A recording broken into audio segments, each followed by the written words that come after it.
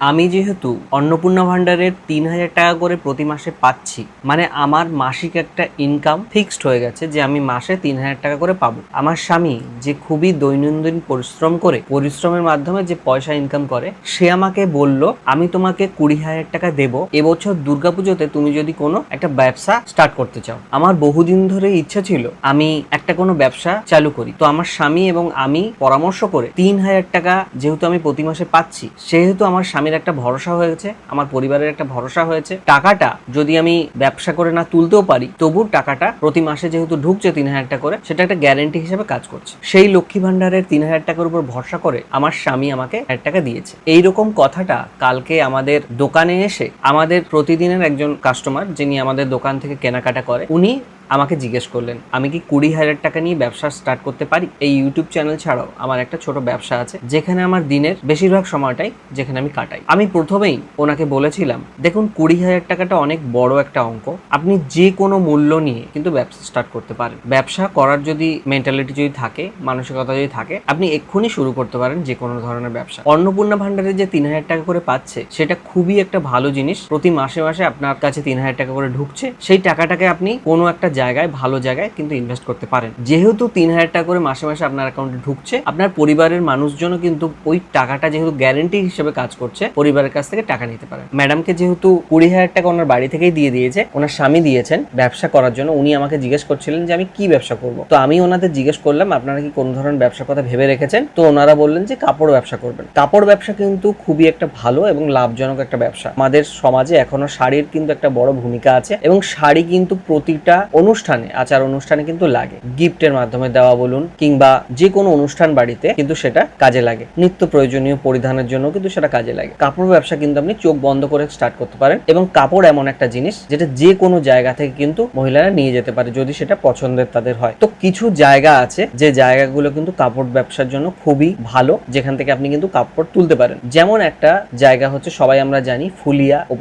ওপাশে কিন্তু তাঁত খুব বিখ্যাত, ফুলিয়া। এবং কলকাতাতেও, হাওড়ার ওখানেও কিছু জায়গা আছে যে জায়গাতে কিন্তু ন্যায্য দামে, ন্যায্য মূল্যে আপনি কিন্তু কাপড় পেয়ে যাবেন, যেগুলো নিয়ে এসে কিন্তু আপনি এখানের মার্কেটে ভালো মার্জিন রেখে কিন্তু বিক্রি করতে পারবেন। এবং সেই টাকাটা ২০,০০০ টাকা দিয়ে আপনি পেলেন, সেটা কিন্তু ধীরে ধীরে ধীরে ধীরে আপনার বাড়তে থাকবে। সেটা ২০,০০০কে আপনি ৩০,০০০ করতে পারবেন, ৩৫,০০০ করতে পারবেন, এরকম কিন্তু আপনি করতে পারবেন। বন্ধুরা, কাপড় ব্যবসায় যখন উনি করবেন বলেছেন, আমি যেহেতু একজন ছোটখাটো ব্যবসায়ী, তো আমার সেখানে একটা জিনিস যে করণীয়, আমি সেখানে ওনাকে বলেছিলাম, দেখুন আপনি যদি ব্যবসা স্টার্ট করবেন, ব্যবসার সঙ্গে কিছু গাইডলাইন আছে যেগুলো আপনার জেনে রাখা প্রয়োজন। আপনি নিজেই শিখে যাবেন, সেটা আস্তে আস্তে ধীরে ধীরে আপনি ব্যবসার সাথে সাথে শিখে যাবেন। সেই জিনিসগুলো কিন্তু আপনাকে মাথায় রাখতে হবে। দেখুন, প্রথম কথা, আপনি কাপড় কিনে কিন্তু একা সেটা মাথায় নিয়ে কিন্তু আসতে পারবেন না। ওখান থেকে ধরুন আপনি ২০,০০০ টাকার শাড়ি কিনলেন, বা অন্য নাইটি থেকে শুরু করে যে কোনো গার্মেন্টস ধরুন আপনি কিনলেন, সেটা কিন্তু কলকাতা থেকে কিংবা ফুলিয়া থেকে সেটা মাথায় করে নিয়ে আসতে পারবেন না। সেটা কি করবেন, আমি অনেকে যেটা বলেছিলাম, দেখুন প্রথম কথা তো বাড়িতে যদি কেউ লোক থাকে, তাকে কিন্তু সঙ্গে করে একজন নিয়ে যান। কারণ প্রথম কিন্তু ১ বছর ৬ মাস কিংবা ৩ মাসই ধরুন, কিংবা ১ মাস আপনার টাইম লেগে যাবে বিশ্বস্ত প্রতিষ্ঠান খুঁজতে, যেখান থেকে কিন্তু আপনি ন্যায্য দামে মাল কিনতে পারবেন। দেখুন, বহু জায়গা আছে যেখানে অনলাইনে আমরা দেখছি যারা ডাকছে যে আমরা ৫০ টাকায় শাড়ি দিচ্ছি, ৬০ টাকায় শাড়ি দিচ্ছি, ১০০ টাকায় শাড়ি দিচ্ছি, সেগুলো নিয়ে কিন্তু আপনি বিক্রি করতে পারবেন। আপনি ভাববেন যে সেই শাড়িগুলো এনে এই মার্কেটে ৫০০ টাকা ৬০০ টাকায় বিক্রি করতে পারবেন, তাহলে কিন্তু সেটা না।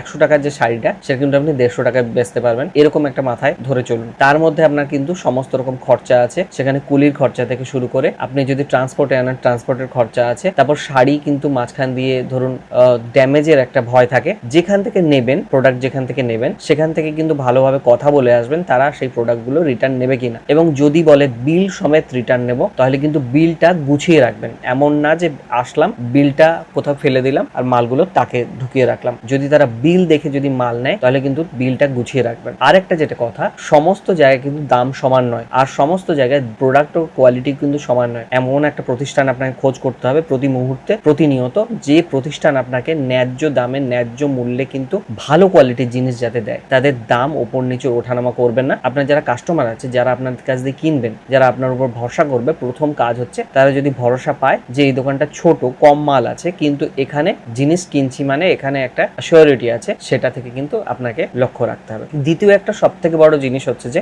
এগুলো গেল তো আপনার দিকটা, কাস্টমারের কাস্টমারের দিকটা এবারে বলি। দেখুন, কাস্টমার ভালো খারাপ সব রকমের মিলিমিশে থাকে, ঠিক আছে। কিছু কাস্টমার থাকে যাদের কিন্তু ধার নেওয়া একটা টেন্ডেন্সি থাকে, যারা কিন্তু ধার চায়, তাদের ফিনান্সিয়াল কারণে হোক বা অন্য কোনো কারণে হোক, তারা কিন্তু ধার চায়। ধার না দেওয়াটাই কিন্তু শ্রেয় হবে। ধার জিনিসটা থেকে যত দূরে থাকতে পারবেন ততই ভালো, কারণ ধার দিলে কিন্তু আপনি সেই পয়সাটা ওখানে ব্লক হয়ে যাচ্ছে, আপনি কিন্তু সে পয়সাটা রোটেট করতে পারবেন না। আপনি ধরুন ওই পয়সা দিয়ে পরের বার মাল কিনে নিয়ে আসবেন, সেটা কিন্তু আপনি পারবেন না, ওখানে ধারটা কিন্তু রয়ে যাবে। সেই সব কাস্টমারদের চিহ্নিত করতে হবে যারা কিন্তু মাল রিটার্ন নিয়ে আসে। ওনারা কিন্তু যে কোনো জায়গা থেকে কাপড় কিনতে পারে, এবং যেহেতু দেখবে আপনি ছোট ব্যবসায়ী, সেহেতু কিন্তু আপনাকে কাপড় একটা ফেরত দিয়ে সেখান থেকে ধরুন নতুন একটা কাপড় নিয়ে যাওয়া, এরকম একটা টেন্ডেন্সি থাকে। কাপড় কিন্তু ভালোভাবে চোখের সামনে রেখে কিন্তু খুলে দেখাবেন যে কাপড়ে কোনো রকম কাটা দাগ বা না থাকে। কাপড় অনেক সময় কাটা থাকে, সেসব দেখে কিন্তু বিক্রি করবেন, যাতে 100% আপনার তরফ থেকে যেতে সিওরিটি থাকে যে এই কাপড়টা আমি যেহেতু বিক্রি করলাম, এটা কিন্তু রিটার্ন আসবে না।